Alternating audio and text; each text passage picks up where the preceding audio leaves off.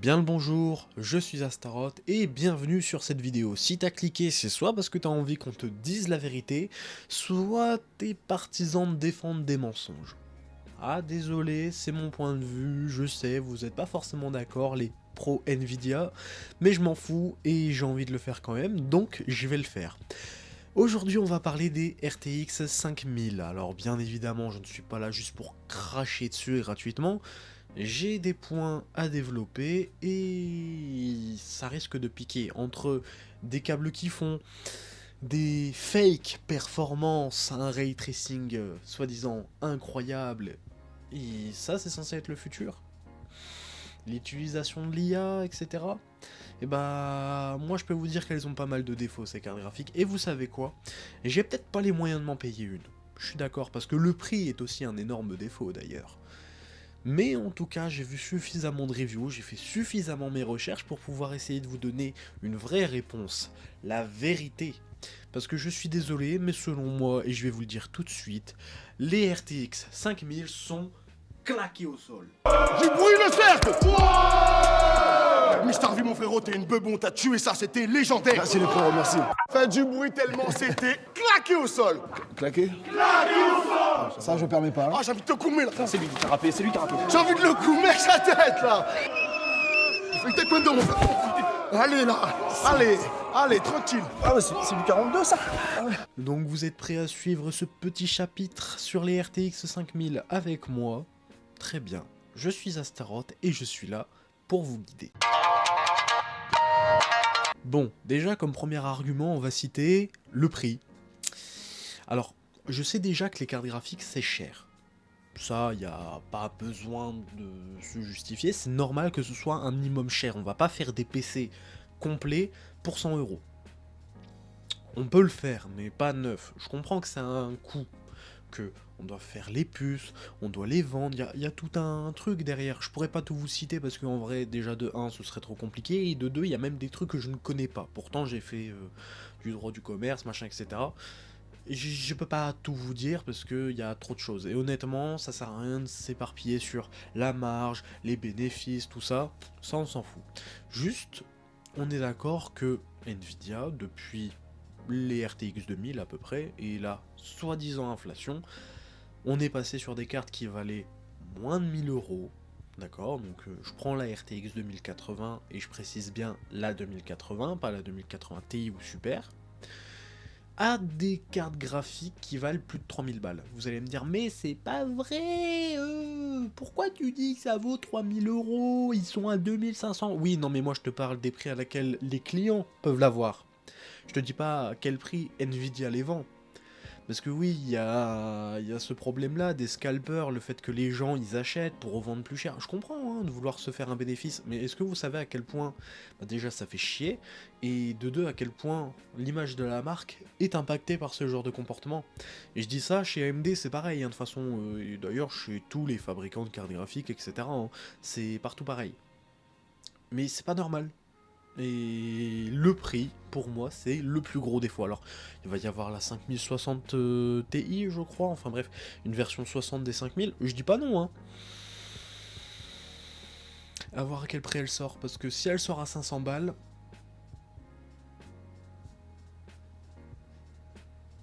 Quelqu'un pourrait m'expliquer ce que c'est l'entrée de gamme, du coup, maintenant, s'il vous plaît? Merci. Mais on peut dire encore autre chose, c'est les performances par rapport au prix. Parce que moi je vais pas vous parler du DLSS 4 et du Frame Generation et tout ça, moi je vous parle de performances brutes. Vous savez, ces fameuses performances où, genre on avait une 2080, on mettait pas de ray tracing, on mettait rien du tout, ça tournait à 60 FPS en 4K, je dis des conneries, et sur la 3000, du coup 80, on passait de 60 à 120, ou voilà, on avait un quoi, plus 15, 20, 30% en brut, je précise, en brut, parce que ça c'est important de le notifier. Moi je veux pas acheter une carte graphique qui vaut 1200 €, et que l'ancienne génération elle coûte, on va dire 700 €, que les deux en performance brute soient équivalentes.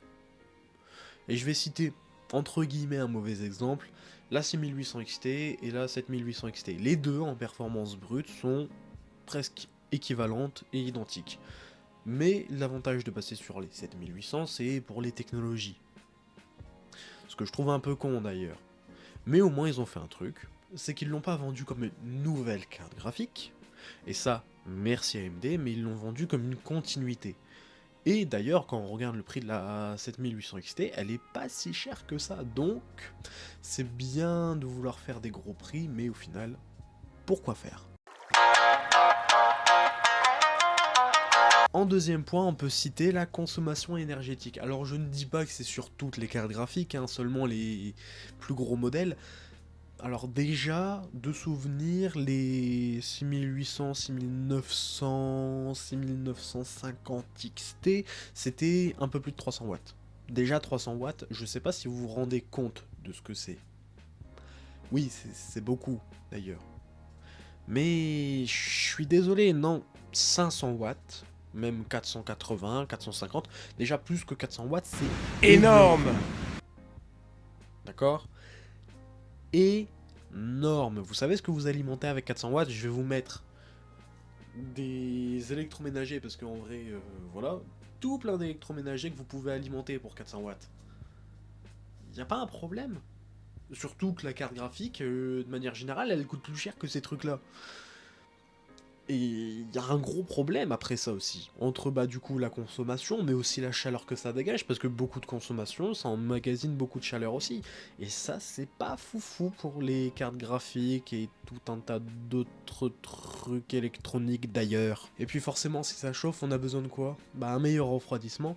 Alors je veux bien comprendre qu'on fasse de plus grosses cartes graphiques, hein, vraiment, je peux comprendre hein, qu'on est passé du 2 ventilateurs à bientôt 4 ventilos.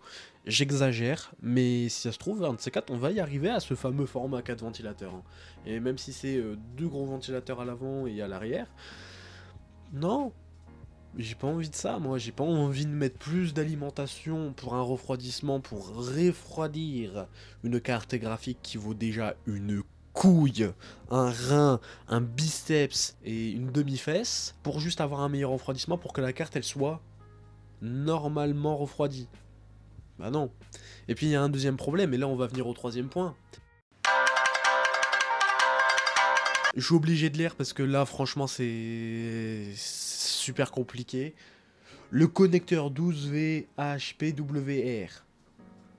Voilà, on a déjà eu le problème avec la 4090 avec plus ou moins le même câble.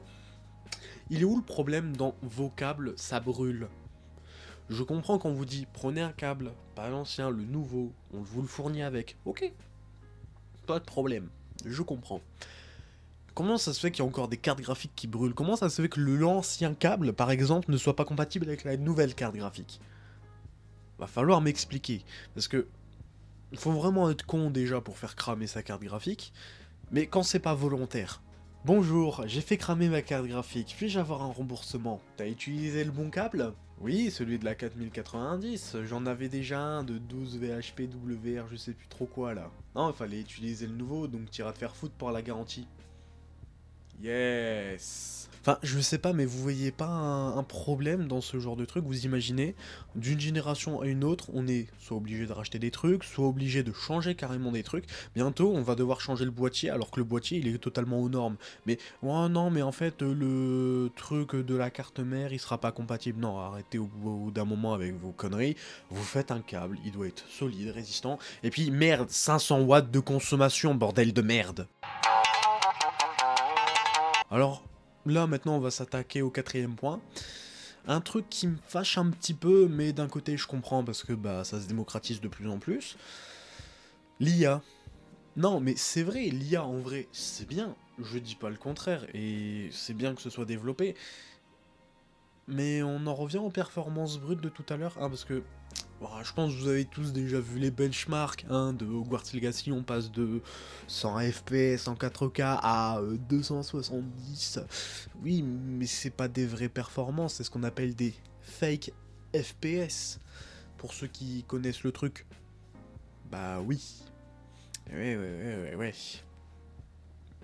Y'a rien contre, hein. En vrai, si ça améliore vraiment les frames par seconde, je suis preneur.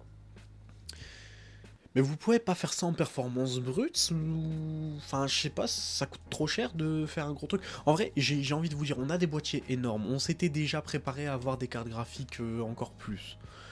Moi, j'ai envie de dire, si mon processeur est grossi, bah je vais pas lui en vouloir. Et je prendrai un boîtier adapté. Et des boîtiers adaptatifs comme ça, je sais pas si ça se dit, mais on s'en fout. Je veux dire, il y a plusieurs tailles de boîtiers, pour plusieurs tailles de cartes graphiques, de processeurs, de cartes mères. On va pas mettre un Threadripper sur la même carte mère, hein. Non. On va pas prendre le même boîtier pour un Threadripper et une 5090 quad ventilateur, ouais 4, hein, du coup, j'invente, mais on s'en fout. Et un truc, une carte mère comme ça, quoi. On rappelle, un TX, micro ATX, mini TX, et les cartes mères qui font la taille de ta maison. Au bout d'un moment, bah... Je veux bien que les choses changent, que l'IA prenne de la place, que voilà, mais il faut pas que ça remplace la puissance, parce que bientôt on va se retrouver avec des cartes graphiques. Donc, admettons, j'invente, hein, la 6060, la 6070, la 6080, la 6090, elles vont toutes avoir la même performance brute. Mais la seule différence que vous aurez, c'est l'impact de l'IA dessus. Donc en fait, vous aurez 150 FPS, 200, 300 et 600 en fonction de la gamme que vous allez prendre. Alors je ne dis pas que le côté marketing est foiré à 100%, au contraire, il est même plutôt bien fait, dans l'ensemble.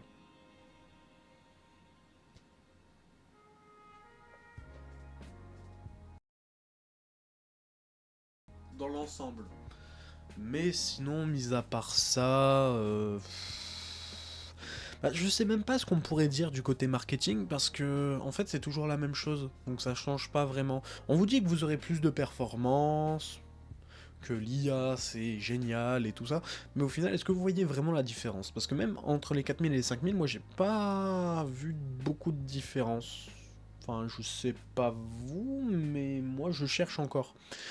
Le vrai plus, mis à part les soi-disant performances des 5000, hein, je dis pas qu'elles sont beaucoup moins performantes que les 4000, parce que sinon, il n'y aurait aucun intérêt de les acheter. Mais... j'ai l'impression d'avoir regardé deux fois la même conférence, juste une annonce différente, d'un produit différent, j'imagine.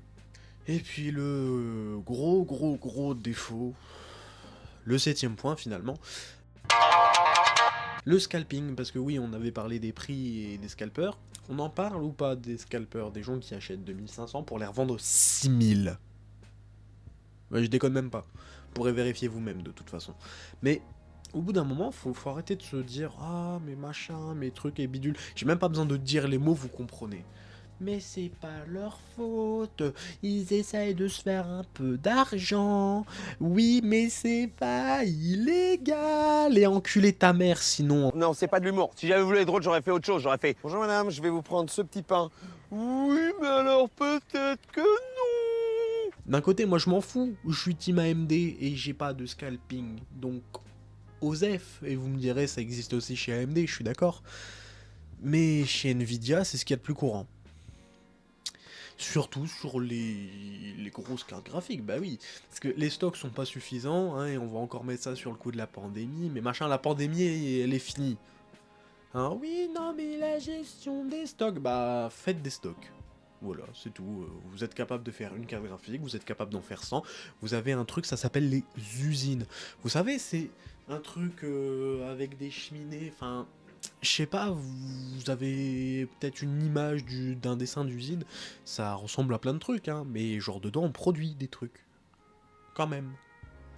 Genre chez Nvidia on va pas produire des petits pains, parce que sinon, bah, je me demande où est-ce que j'achète mes cartes graphiques finalement. Bah après, bah chez AMD tout simplement, parce qu'ils ont entre guillemets les mêmes usines et tout ça, et machin, et trucs. Non, stop.